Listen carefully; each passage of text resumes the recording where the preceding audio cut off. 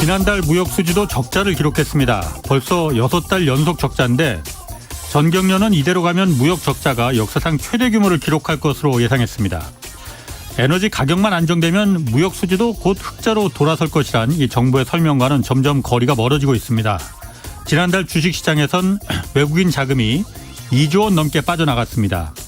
2년 전 40%에 달했던 외국인 투자 비중은 현재는 30% 선도 위협받고 있습니다.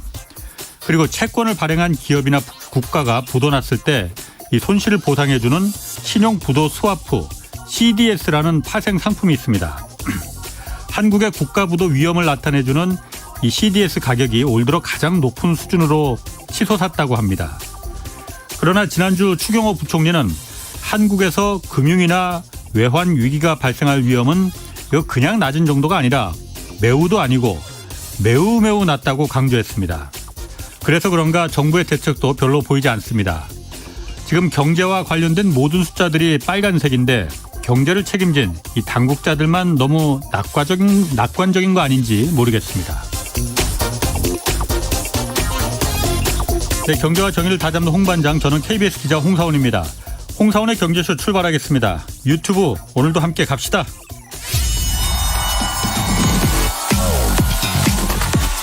대한민국 경제 오디션 메가 경제스타 K. 여러분, 경제가 어려워서 힘드시죠? 그래서 준비했습니다. 대한민국 경제 오디션 메가 경제스타 K. 힘든 경제 상황을 이겨낸 감동 스토리, 우리 가정의 특별한 경제 공부법, 슬기로운 투자 아이디어, 경제와 관련된 이야기라면 모두 환영합니다. 총 상금 6천만 원을 준비했습니다. 여러분의 많은 참여 기다립니다. 이 프로그램은 당신의 투자의 길을 춤추게 하는 새로운 투자 플랫폼 탱고픽에서 함께합니다. 네, 내가 경제스타 K 12월 9일까지 지금 사연 계속 받고 있습니다. 사연은 홍사원의 경제쇼 홈페이지에 올려주시면 됩니다. 자, 오늘 염불리의 영양만점 종목 구성 시간입니다. 염승환 이베스트 투자증권 이사 나오셨습니다. 안녕하세요. 네, 안녕하세요. 휴일인데도 나오셔서 고맙습니다. 아닙니다. 복장도 아주 편하게 네. 예쁜 옷을 입고 나오셨네. 뭔가 좀 어색하네요. 대명이. 네. 밖에 비 지금도 많이 오던가요? 지금은 좀 많이 그쳤습니다. 그래요? 네.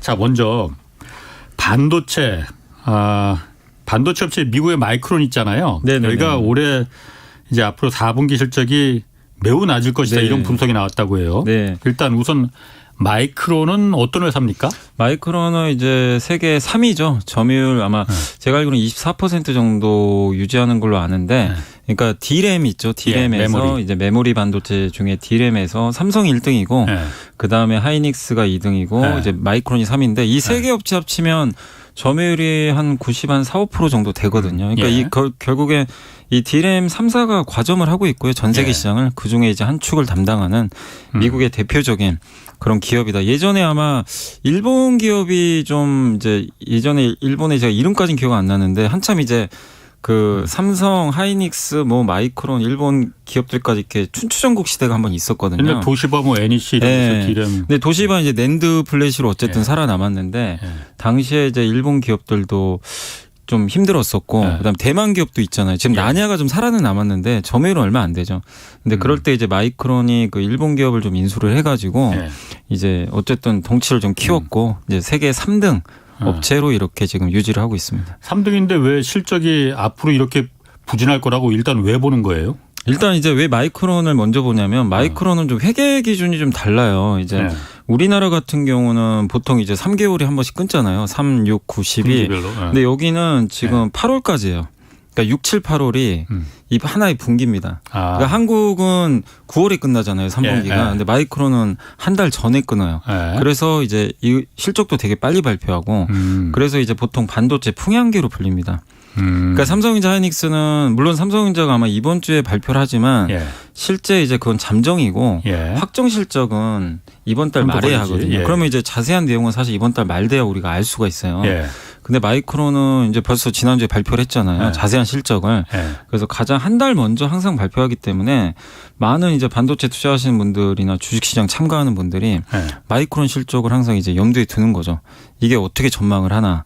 왜냐하면 또 마이크론 실적에 따라서 다음에 또 삼성전자 주가에 영향을 바로 주잖아요. 네. 그래서 마이크론이 이제 그런 좀 특수성이 있다 보니까 네. 이 어떻게 좀 발표를 하고 전망을 하는지 항상 이제 많은 사람들이 관심을 갖고 있다라고 보시면 되겠습니다. 아니 그럼 마이크론이 한 네. 달 먼저 했으면은 네. 실적이 아주 안 좋았나 보죠 그러면은? 이번에 역시 뭐 예상보다 안 좋았죠. 안 좋았는데 이제 네. 사람들은 알고 있잖아요. 당연히 안 좋을 건 알고 있어요. 반도체 안 좋다는 건 아는데. 그리고 9월은 포함이 안 됐거든요. 예. 근데 9월은 더 안 좋겠죠. 예. 그래서 삼성 하이닉스는 아마 마이크론보다 더 안 좋을 가능성이 높아요. 9월께 반영이 되니까. 근데 그것까지 이제 우리가 알고 있는데 네. 중요한 건 이제 전망이 앞으로. 중요하잖아요. 근데 확실히 좀 전망도 굉장히 좀 안 좋고 원래 9월 이제 다음 분기가 9월에서 11월이잖아요. 예. 마이크론은 매출을 40억 달러 정도 전망을 했는데 이게 최근 5년 중에 최저치라고 합니다. 그리고 원래 전망을 60억 달러 정도 했었거든요. 예. 그러니까 거의 60억 달러니까 한 그 지금 예상보다는 훨씬 좀 못 미치는 매출 전망을 했고 근데 사실 마이크론이 이렇게 실적 발표를 하고 나서 지난주 이제 금요일 날 하이닉스 주가가 좀 올랐고 삼성전자가 사실 오르긴 올랐거든요. 예. 근데 거기서 중요한 거는 전망은 안 좋지만 예. 설비 투자를 좀 줄이겠다라고 좀 언급을 했어요. 아 삼성하고 하이닉스가 아니요. 마이크론이. 어. 좀 구체적으로 말씀드리면 어. 마이크론 그 산제이 메로트라라는 그 CEO가 예. 자본 지출이라 그러거든요. 이 설비 예. 투자하는 걸 내년도 지출을 우리가 예상했던 것보다 훨씬 큰 한 30% 정도 줄여버리겠다. 줄이겠다. 네, 근데 실제 지금 건설 중에 뭐 이렇게 공사까지 합치면, 그러니까 전체로 다 합치면 이제 장비 투자라고 보통 하잖아요. 예, 우리가 예. 이제 반도체 이렇게 생산을 할 때 장비까지 이렇게 다 구매를 해야 되니까 예. 그런 것까지 다 합치면 한 50%를 감축한다고 합니다. 다 아니, 합치면. 마이크론이 설비 투자를 줄이는데 삼성하고 하이닉스 주가는 왜 올라요? 아니, 공급이 줄잖아요. 그러니까 왜냐하면 아 생산이 이게 줄어들 원유랑 거니까? 똑같아요. 예. 모든 이제 이것도 사실은 어떻게 보면 원자재랑 비슷하죠. 예. 그러니까 모든 거는 수요와 공급의 법칙에서 가격이 조절되는데 예. 뭐 기자님도 아시겠지만 지금 반도체 수요가 최악인 건 알고 계실 거예요. 예. 수요는 주는데 메모리는 비메모리랑 다르게 무조건 계속 찍어야 돼요. 공장을 멈추면 안 돼요. 계속 아. 생산을 해야 돼요. 예. 그러니까 파운드리는 수주 안 들어오면 그냥 안 찍으면 그만인데 예. 받는 만큼은 하면 되는데 아. 메모리는 그게 아니라 1년 365일 계속 돌려야 됩니다. 재고가 남을 수밖에.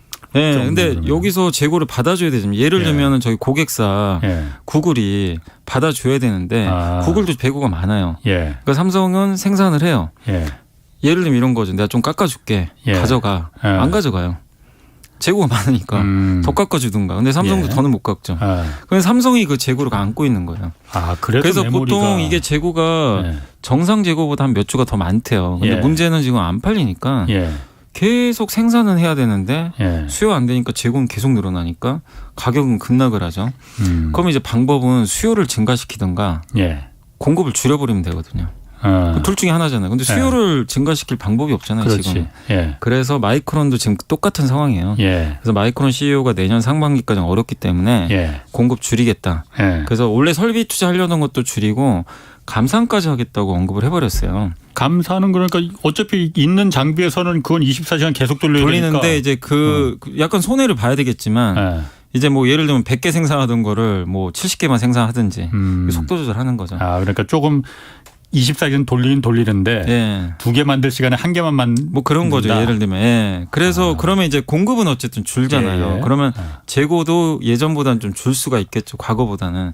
왜냐하면 이제 수요 살아날 때까지. 그래서 예. 마이크론 CEO가 근데 물론 이제 이 감축안을 발표를 했지만 예. 감축안 발표는 어쨌든 호재는 호재예요. 왜냐하면 몇 년 전에도 그 반도체 불황 왔을 때 예. 감산 발표하고 주가들이 다 올라갔거든요. 그게 바닥이었어요. 사실 예. 그때가.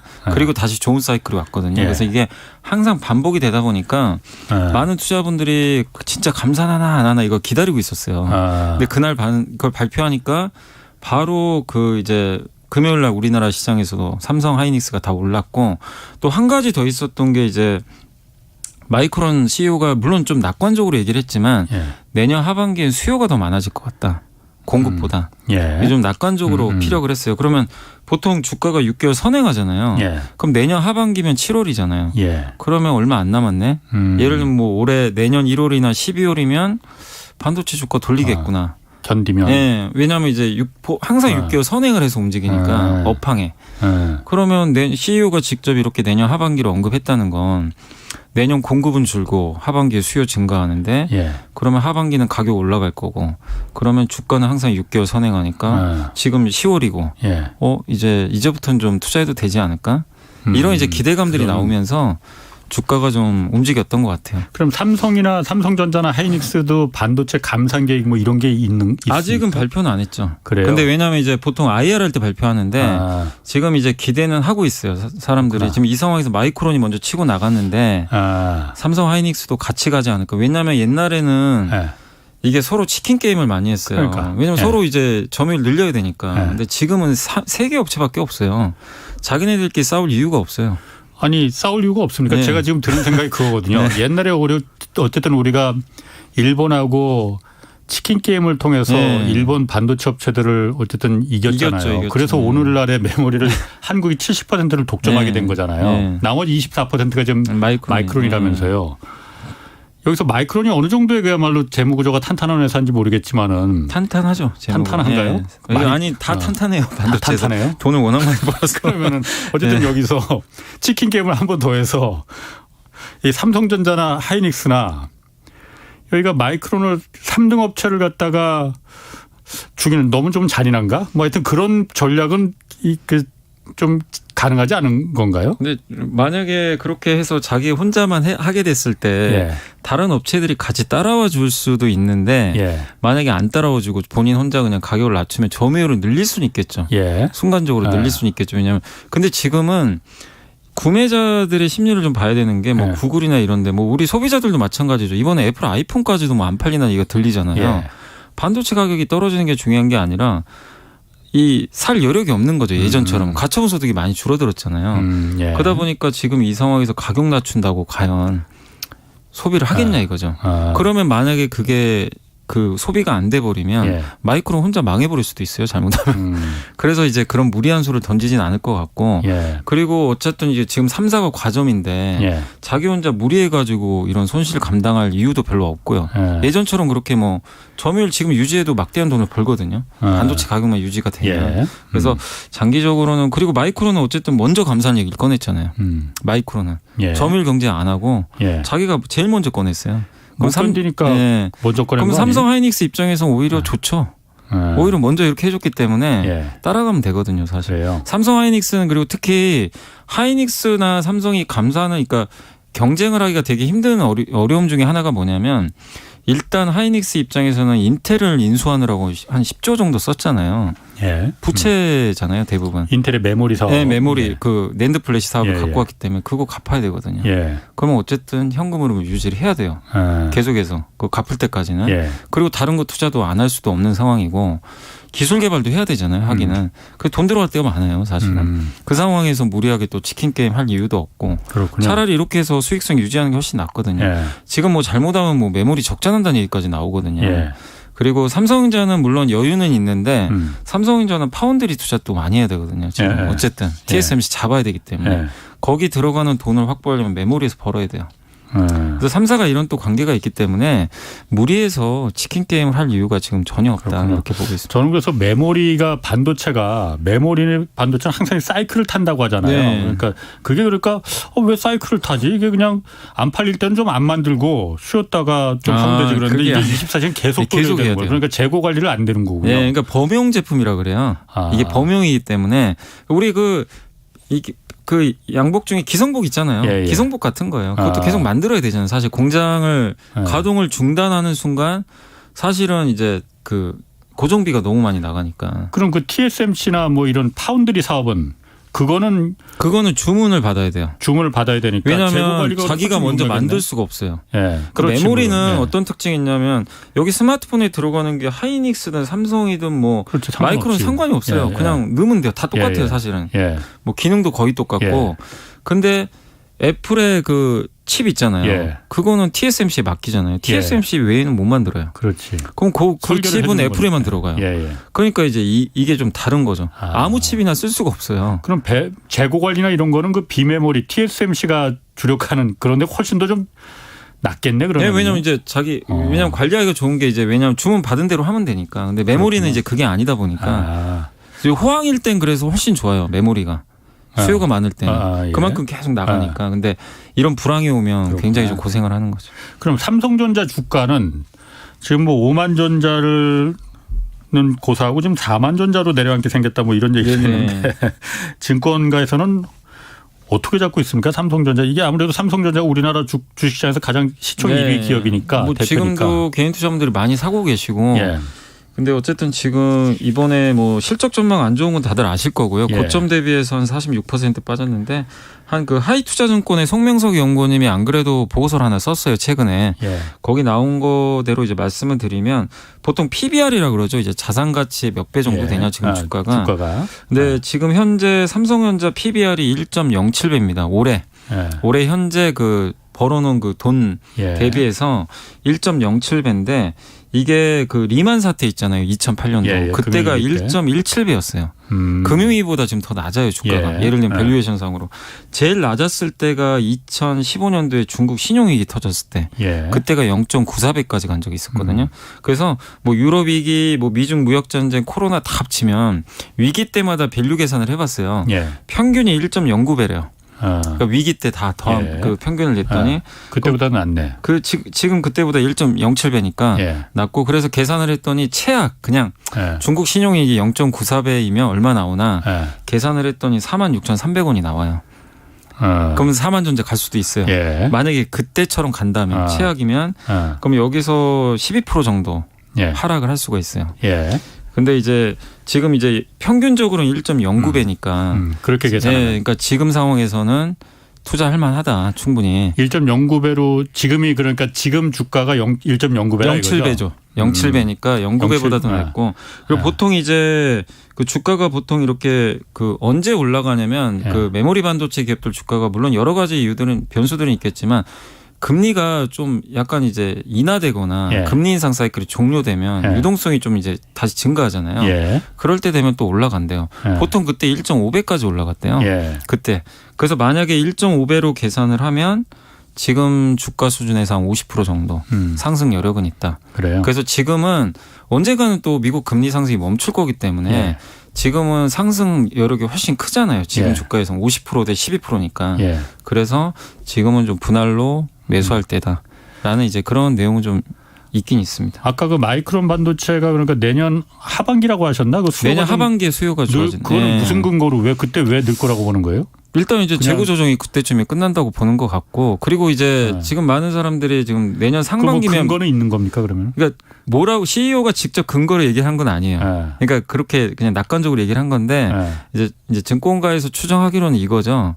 일단은 지금 그 금리 때문에 이 모든 게 발생했잖아요. 물가가 올라서 금리가 너무 세게 가니까 당연히 이제 수요가 줄어서 경기가 안 좋잖아요. 그럼 결국 금리 인상 사이클이 종료되면 경기가 좀 풀리지 않을까 이걸 보고 있는데 그게 내년 상반기까지 미국이 금리를 좀 올리면 4.5 정도 보잖아요. 그럼 내년 상반기가 끝나거든요. 한 번이나 두 번 올리면 끝이에요.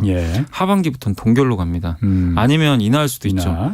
이제 그걸 보는 거죠. 아, 그게 그걸 것이다. 예, 그렇게 추정은 하는 거죠. 근데 이거를 명확하게 CEO가 왜 그렇게 추정했는지는 그건 좀 야간데. 그건 모르겠습니다. 그래서 그건 뭐 내년 이번 달에 또 말에 삼성 하이닉스가 실적 발표하니까 그때 또 한번 확인해 보시면 좋을 것 같아요. 자, 그 반도체 관련해서 지금 그 손정희 소프트뱅크 회장이 지금 한국 와 있잖아요. 네. 그 소프트뱅크가 요즘 주목받는 게 영국의 ARM이라는 네네. 반도체 설계를 이 반도체 설계의 갑 중에 갑인 회사라고 하더라고요. 여기가 영국 회사인데 이걸 손정희 회장이 소프트뱅크가 소유하고 있는 회사잖아요. 네네. 그래서 삼성전자가 이거 인수하냐 안 하느냐 그 가능성 어떻습니까? 지금 일단 두 사람이 아직 만나진 않았죠. 손정희 회장하고 이재용 만나진 않았고 아마 지금 한 10일 정도 머물다 간다고 들었기 때문에 뭐 어쨌든 이번 주 안에 만나지 않을까 이렇게 다들 보고 있고 이재용 부회장이 지난달에 한번 언급을 직접 했거든요. 손정희 회장이 오신다. 그래서 아마 M&A 얘기가 나올 것 같다. 직접 언급을 했기 때문에 아마 만나긴 할 것 같아요. 근데 구체적인 날짜는 아직 정해지진 않았습니다. 그러면은 삼성전자가 ARM을 왜 인수를 하려는 거예요? 이게 가격이 한두 푼도 아니던데 보니까 거의 뭐 한 90조 가까이 90조 원 가까이 들어가던데. 이게 금액이 사실은 원래 이렇게까지 비싸진 않았거든요. 2년 전에 엔비디아가 56조 원에 인수하려고 그랬어요. 2년 전에? 2년 전에. 인플레라서 이렇게 오른 건가? 아니면 근데 환율이 올라서 그런가? 달러 때문에. 달러가 너무 올라가가지고 달러 때문에 지금 거의 예상하기로는 이거 최소 85조는 줘야 되는 것 같다. 지금 분위기상. 그래서 이게 달러가 낮아지면 뭐 삼성 입장에서도 부담이 덜할 텐데 너무 지금 달러 가치가 올라가니까. 영국 회사면 요즘 파운드 값도 떨어졌는데 파운드로 지불하면 안 근데 되나? 아마 달러 결제하지 않을까 이렇게 예상들을 하고 있고요. 일단은 어쨌든 이제 삼성에서 공식적으로 언급을 하지는 않았어요. ARM을 뭐 인수하겠다. 근데 삼성이 작년에도 IR 할 때마다 질문에 그 대답을 했잖아요. 우리 M&A 할 거라고. 그래서 이제 많은 사람들이 언급한 게 네덜란드 NXP라고 차량용 반도체 기업 항상 거론됐고 그리고 나오는 회사 중에 하나가 항상 ARM. 근데 ARM은 원래 없다가 엔비디아의 인수가 안 돼가지고 이제 갑자기 이제 계속 얘기가 나온 거예요. 그 이 손정 회장하고 또 이재용 부회장이 여러 번 또 만났기 때문에 과거에도 사이가 괜찮다는 평가가 있어서 그리고 지금 손정 회장 입장에서는 좀 급하거든요. 비전 펀드가 아시겠지만 신성장 기업에 투자를 엄청 했잖아요. 비전 펀드라는 건 손정희 회장 펀드죠. 소프트뱅크. 거의 손실을 많이 받고. 거기에 한때 되게 잘 나갔죠. 근데 이제 고금리 오면서 투자한 기업들 지금 너무나 상황들이 안 좋다 보니까 현금을 좀 해야 되거든요. 근데 일단 ARM은 알짜 자산이지만 자기네가 현금화하면 최소 한 50조는 확보할 수가 있잖아요. 그래서 이제 매각을 추진하는데 근데 어쨌든 지금 매각이 쉽지가 않다 보니까 IPO를 하려고 그래요, 사실. 상장을? 네, 상장을.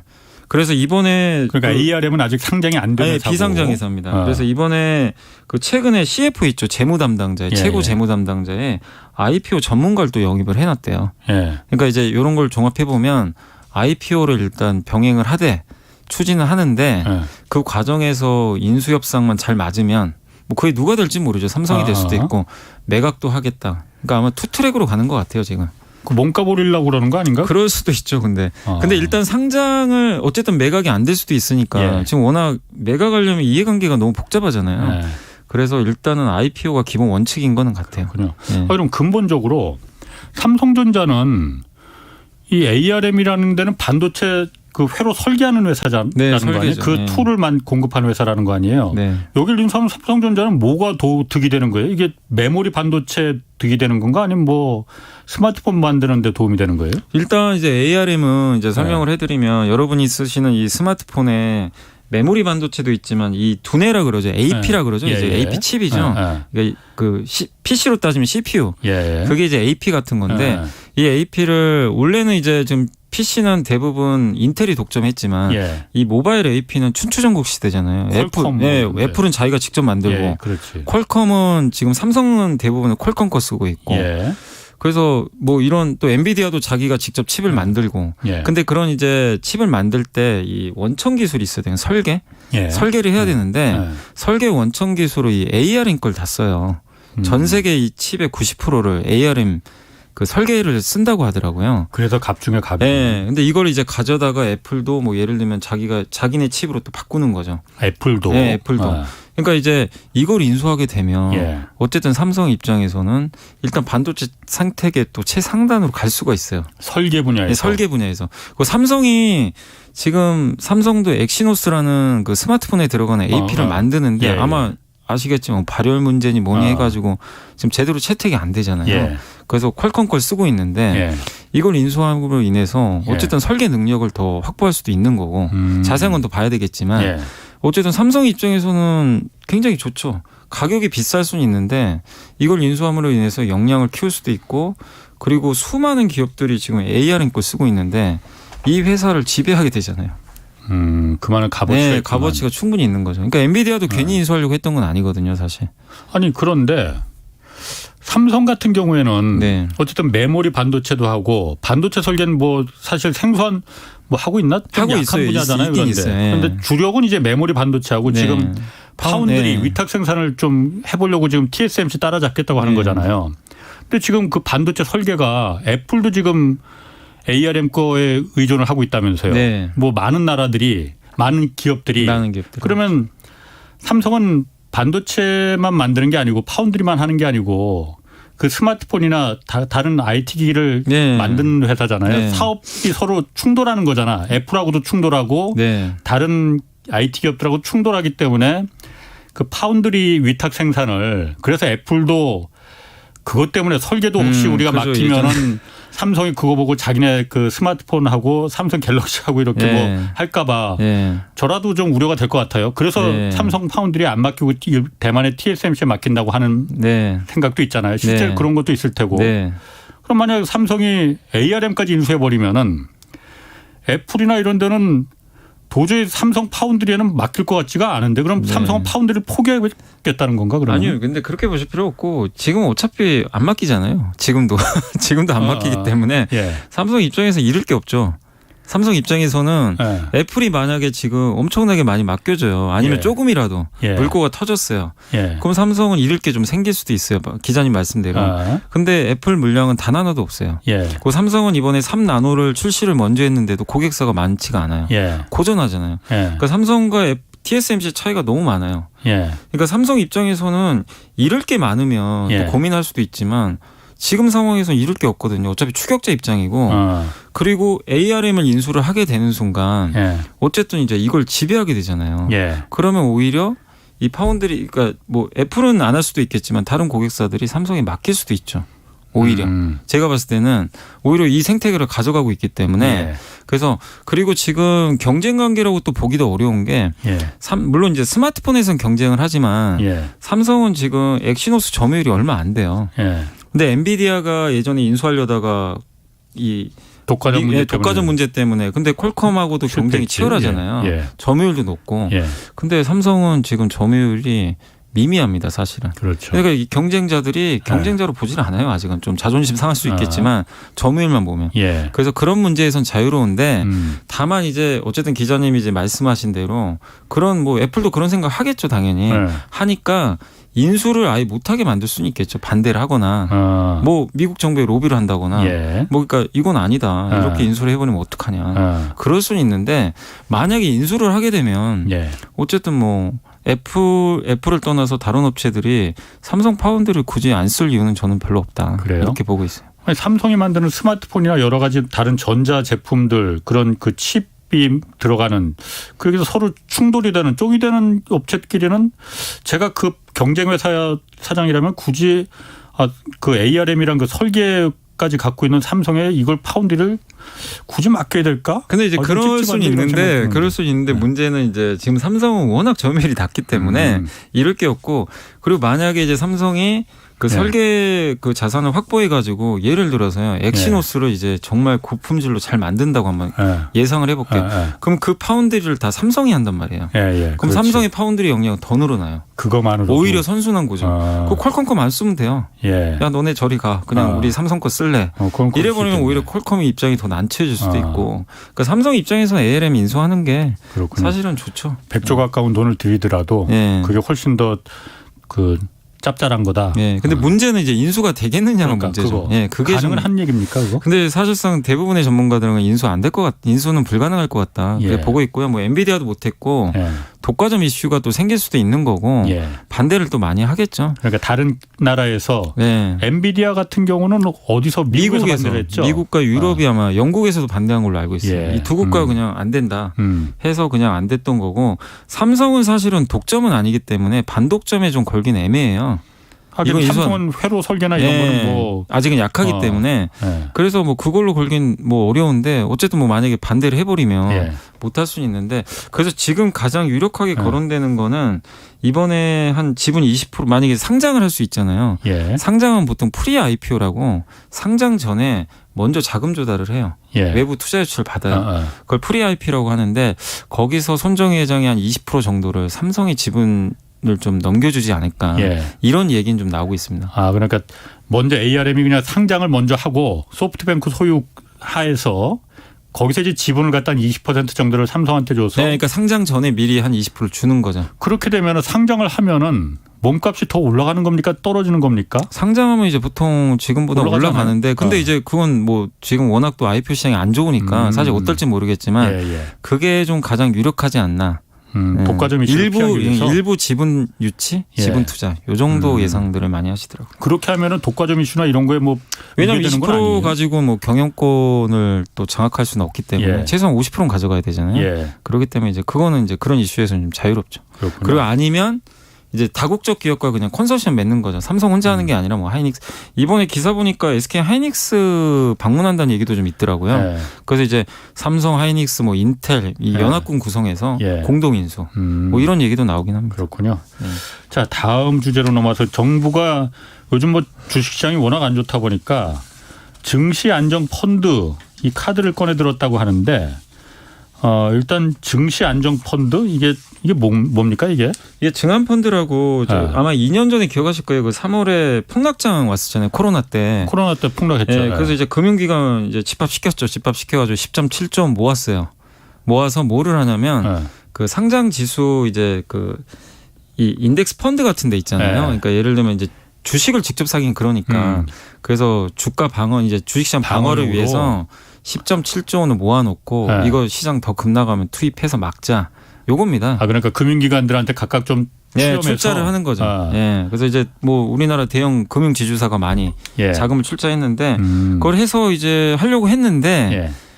주식시장에 V자 반등이 나와버린 거예요. 그냥 급하게 1,400 찍고 그냥 2,000, 그렇지. 2,200 갔잖아요. 그래서 그냥 못했어요. 아. 그래서 못했고 그냥 아직 그 기구는 그대로 남아 있어요. 그럼 10.7조는 그냥 남아 이제 있는 아직 거예요? 이제 돌려줬죠 다. 아 돌려줬어요? 네. 아. 근데 이제 언제든지 다시 투입은 할 준비는 돼 있다고는 하더라고요. 다시 이제 모아서? 집합시키면 아. 좀 시간은 걸리겠지만 예. 그래서 지금 다시 시장이 안 좋잖아요. 네. 그래서 증안펀드 투입을 좀 검토하고 있다라는 그런 그 얘기들이 지금 나오고 있습니다. 얼마 전에 뭐 금융위원회에서도 이미 검토를 한 거라는 그런 기사도 나왔더라고요. 그래서 예. 지금 투입 시기는 모르겠는데 예. 일단 좀 카드는 만지작거리고 있는 것 같아요.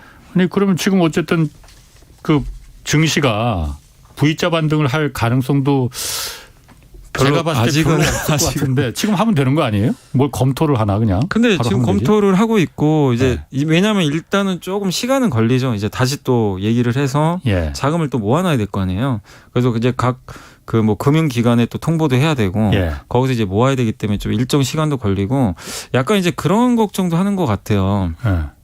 물론 이제 개인 투자분들 입장에서는 제발 좀 카드만 만지작거리지 말고 빨리 해라. 다 그래요. 왜 맨날 검토만 하냐. 그렇지. 불만이 되게 많으세요. 뉴스 보면 맨날 검토해요. 근데 이제 금융의 입장은 또 이거죠. 이제 네. 제가 뭐 그분들을 대변하는 게 아니라 만약에 방어가 안 돼 버리면 아, 그 돈을 쏟아 부었는데도. 네, 부었는데도 만약에 뭐 1,800을 간다거나 뭐 무슨 일이 발생해가지고 예를 들면요. 예. 그러면 이제 난감한 거죠, 사실은. 아. 그리고 이걸 투입한 금융기관도 손실이 돼요. 물론 그렇죠. 네, 다 손실 보니까 예. 이거 이제 감당하기도 쉽지 않다는 거죠. 그러니까 이제 개인 투자자분들 입장에서는 지금이라도 빨리 이게 증안펀드의 목적은 안정이잖아요. 예. 올라갈 때 하는 게 아니라 이렇게 안 좋을 때 좀 투입을 해서 예. 자산을 좀 방어해주는 예. 역할을 그리고 이미 또 이런 걸 이미 2년 전에 만들어 놨기 때문에 예, 하면 예. 되거든요. 아. 예. 근데 이제 금융이나 뭐 이걸 직접 투입하는 사람 입장에서는 예. 혹시라도 또 더 폭락할까봐 나중에 방어를 못하면 어떡할까 이런 이제 우려도 일부 하는 거는 같은데 아니 그거야 구더기 무서워서 네. 잠 못 담그는 근데 거지. 그런 이제 식의 좀 부담은 네. 있는 것 같더라고요. 아니 그러면은 그게 금융위원회에서 그러면 주축이 돼서 그 펀드를 조성하는 거예요? 그러니까 금융위가 집합시키는 예, 거예요? 그러니까 이제 정부 그쪽에서 네. 이제 하고 예. 근데 출자하는 거는 이제 주로 우리나라 금융기관들이? 민간, 예, 금융기관하고 민간? 또 이제 정부 일부 금융기관 쪽에서 이제 돈을 대부분은 4대 그러니까 우리나라 금융지주사 있잖아요. 예. 거기서 많은 돈을 투입하는 걸로 알고 있거든요. 이게 아니, 그럼 금액이 한 10.76조 정도 됩니다. 그럼 11조 원이라 뭐 간략하게 네. 11조 원이라고 해서 그게 한두 푼도 아닌데 네. 11조를 민간 금융기관들한테 은행들한테 자 지금 중시가 다 죽게 생겼으니 당신들 좀 내놔. 이게 강제할 수는 있는 건가 보죠. 그 금융기관들이 그렇게 하기로 한 거예요. 2년 전에 그렇게 했어요. 아니 그러니까 그게 예. 은행들이 민간인데 네. 땅 파서 장사하는 거 아닌데 아 이제 뭐 제가 넣어봤자 이거 안 될 것 같은데 우리는 안 할래 이렇게 할 수는 없는 거예요? 일단 그렇게 이미 하기로 했기 때문에 아, 그래요? 그 강제할 기구를 수 있는 없앤 거지? 것도 아니에요. 그 기구가 아직 남아 있어요. 예. 그래서 물론 이제 또 조율은 해야 되겠죠. 예. 해야 되겠지만 이거를 완전히 그때 이거 안 됐으니까 돈 돌려주고 이제 이거 해산 예. 끝났으면 예. 다시 하기가 쉽지 않을 수도 있어요. 근데 예. 아직은 그 기구 살려놨거든요. 예. 여전히. 그래서 지금 검토하면 아마 빠른 시간 안에 예. 투입될 가능성은 있고 그리고 금액을 한 번에 투입하는 건 아니고요. 물론 그렇겠죠. 당연히 분산해서 하겠지만 어쨌든 지금 개인 투자분들은 좀 빨리 좀 투입해라. 염 이사님이 보시기에는 증권회사에 계시니까 네. 11조 원 정도라면은 이게 그 증시를 다시 좀 이렇게 세우는데 효과가 있을 것 같습니까? 없을 것 같습니까? 저는 효과는 있다고 봅니다.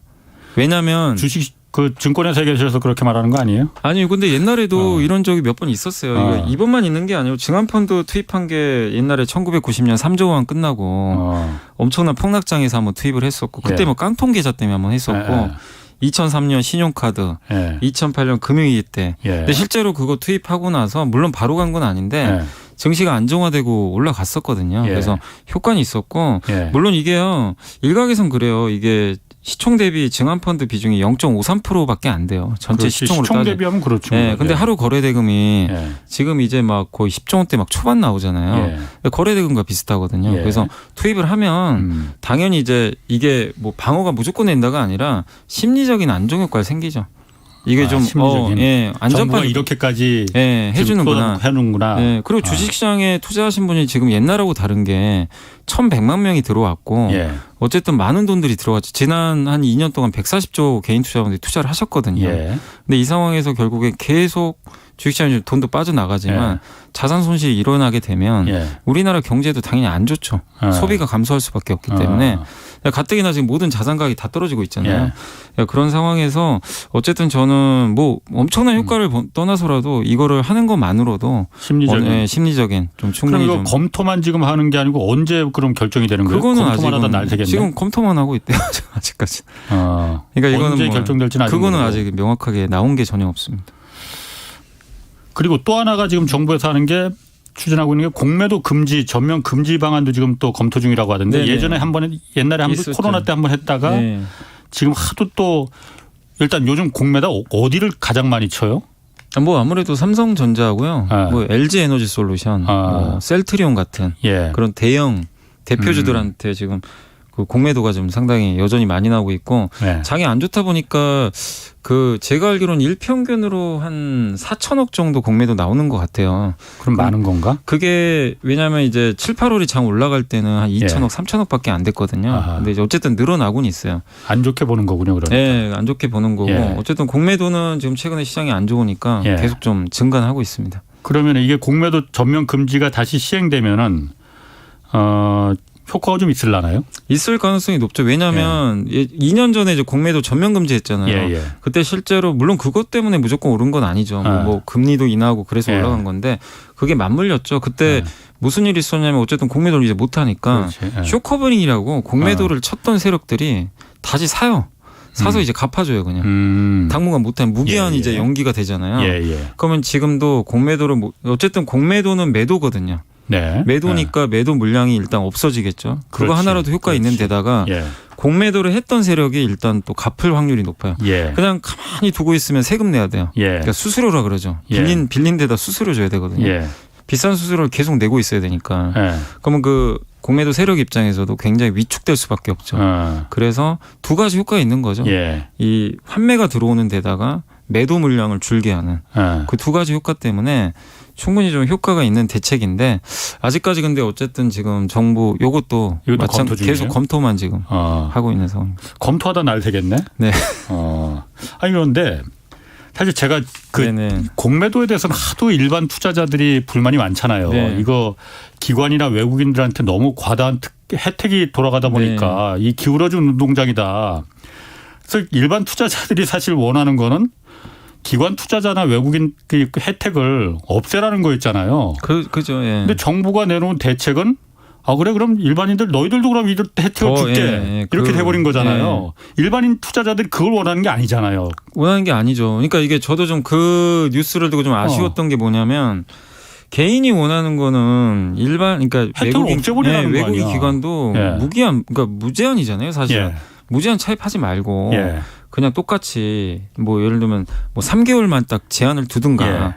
그다음에 담보 비율도 개인과 똑같이 맞춰달라는 건데 이게 반대로 됐어요. 오히려 기관을 개인은 더 공매도를 더 더 많이 하게끔. 공매도 하라고 하는 거 아니에요? 네, 근데 그걸 개인들이. 원하는 게 아니거든요. 그러니까 근데 그건 좀 핀트가 좀 많이 어긋난 것 같아요. 확실히. 왜 그런 것 같아요? 그런데 제가 봐도 그 이해를 못 하겠던데 아니 없애달라고 했더니만은 아니 없애는 건 안 되고 일반 개인들 당신들도 그러면 이렇게 혜택을 줄게. 그러니까 마음대로 한번 해봐. 네. 그런데 공매도라는 건 사실 손실이 무한대로 날 수 있을 정도로 그리고 공매도라는 게 사실 일반 주식 투자하고 달리 이건 주식이 내려가는데 네, 베팅을 하는 거 내려가는 게, 노름이나 마찬가지일 것 같은데 네. 개인들이 하긴 좀 겁나는 거 아니에요? 그러니까 이걸 갖다 왜 권장을 하는 건지 정부가. 근데 이제 그거죠. 사실은 이제 지금 공매도는 어떻게 보면 다 국제 표준이다 보니까 예. 금지한 나라가 제가 알기로는 지금 한 나라 남았던 걸로 알거든요. 그러니까 금지하라는 얘기는 아니잖아. 네. 근데 이제 하는데. 정부 입장에서는 예. 이렇게 지금 제한적으로는 금지가 좀 돼 있잖아요. 일부 이제 기업들은 뭐 전면 다 공매도를 풀어준 건 아니니까. 예.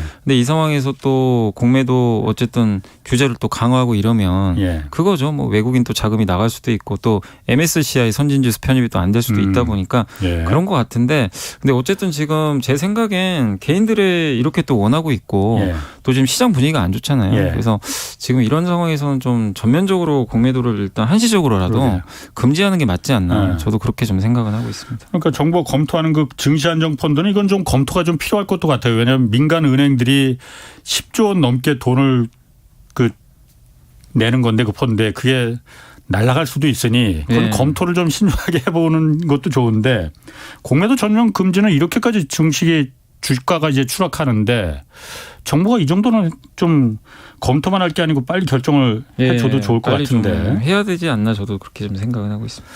자 그리고 큰 소식이 대우조선해양이었어요. 네. 이게 결국은 한화에 인수가 됐죠. 네, 맞습니다. 한화의 그 낙점된 배경 뭔가요? 옛날에도 한화가 한번 시도를 했었는데. 예, 예전에도 그랬고 그리고 얼마 전에 이제 현대중공업그룹이 인수하려다가 이제 반대해가지고 결국 이제 유럽에서 반대하는 바람에 이것도 독과점이기 때문에 독과점이었죠. 네, 맞습니다.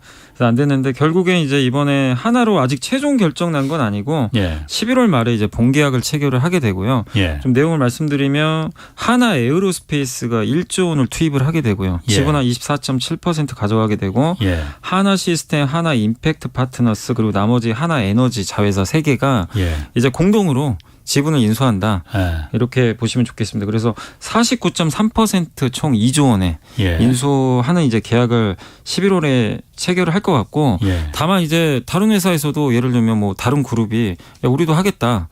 이러면 경쟁 입찰로 갈 수도 있어요. 하나만 하는 게 아니라 예. 더 비싼 가격에 뭐 다른 그룹이 써내면 근데 예.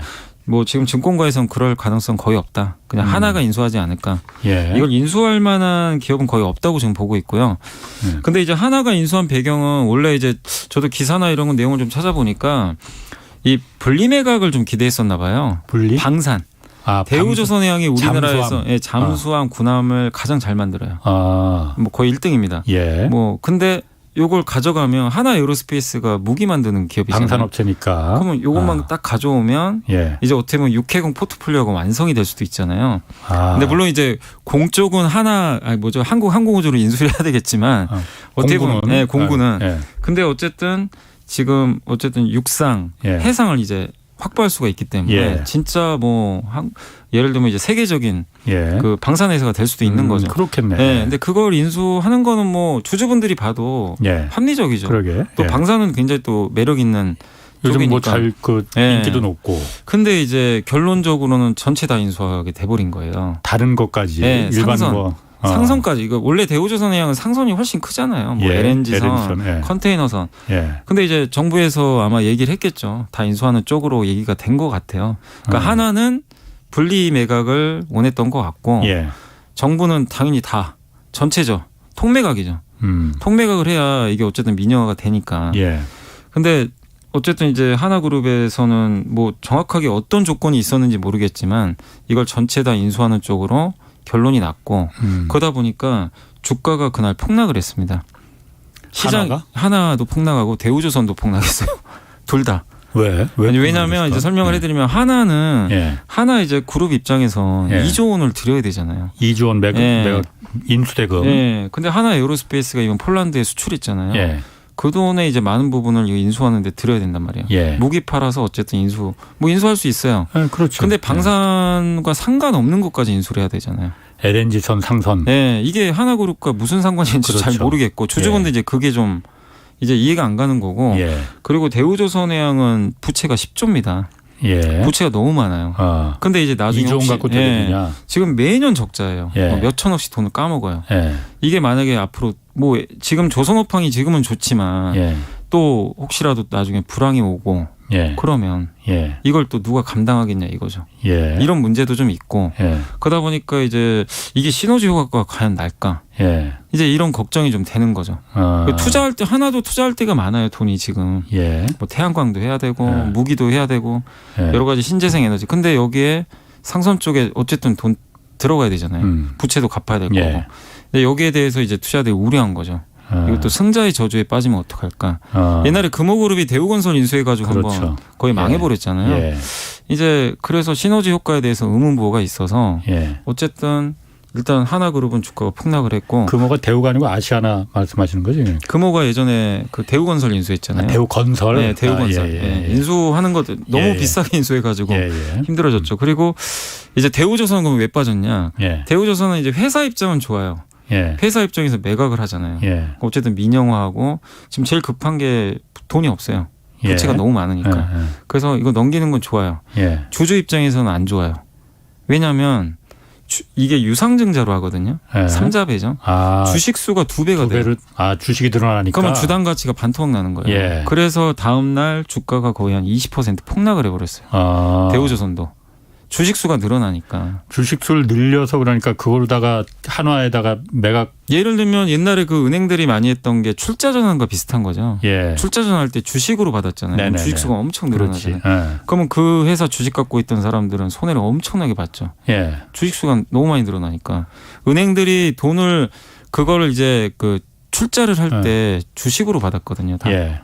그러니까 옛날 하이닉스도 그랬고. 그렇지. 그래서 옛날 하이닉스 주주분들은 손실이 엄청나죠, 사실.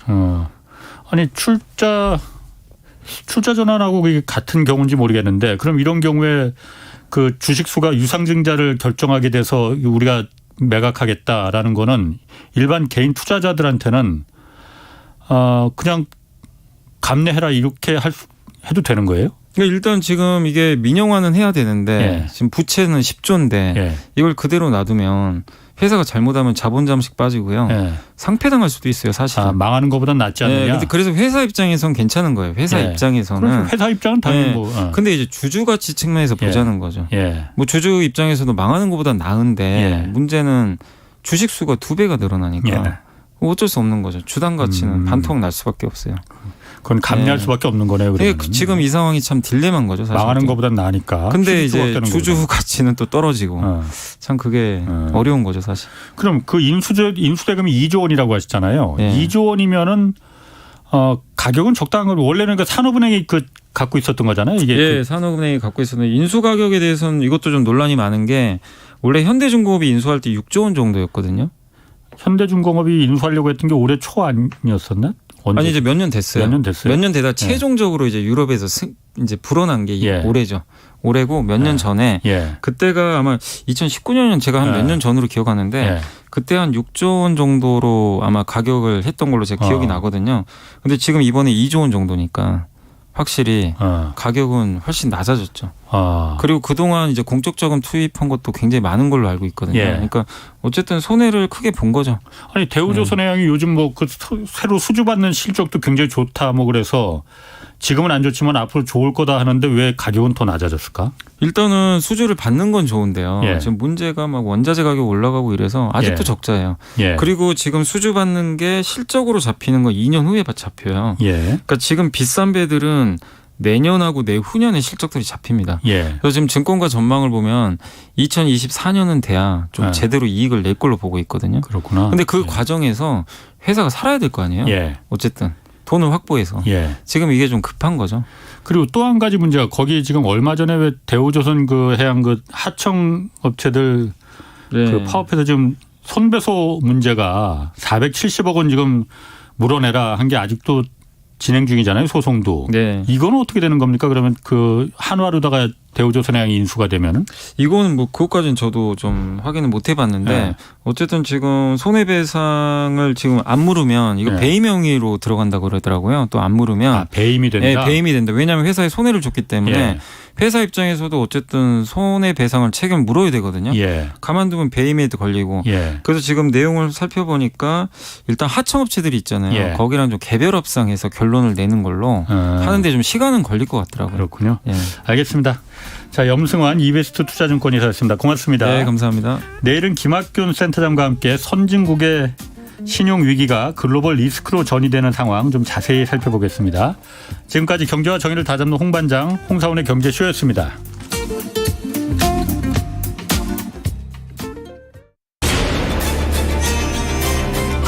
K 드라마 And the Oscar goes to Parasite. K 무비 Smooth like butter, like K 팝